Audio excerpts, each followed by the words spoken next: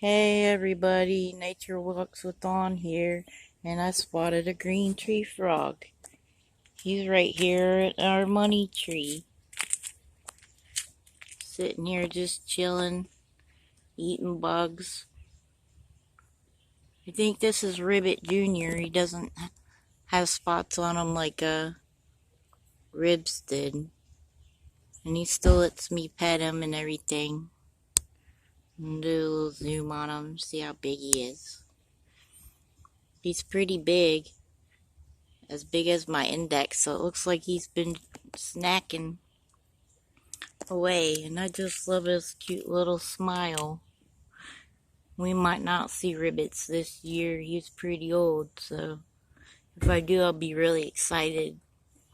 But I'm really excited to see Ribbit Junior, and that he's doing well this year and chilling out.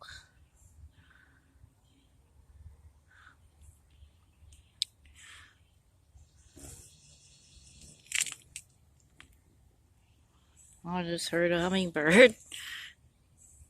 Alright. God bless and Jesus loves you all. I hope you enjoy. Remember, when you pet amphibians, always lick your fingers so you don't hurt them and they stay moist.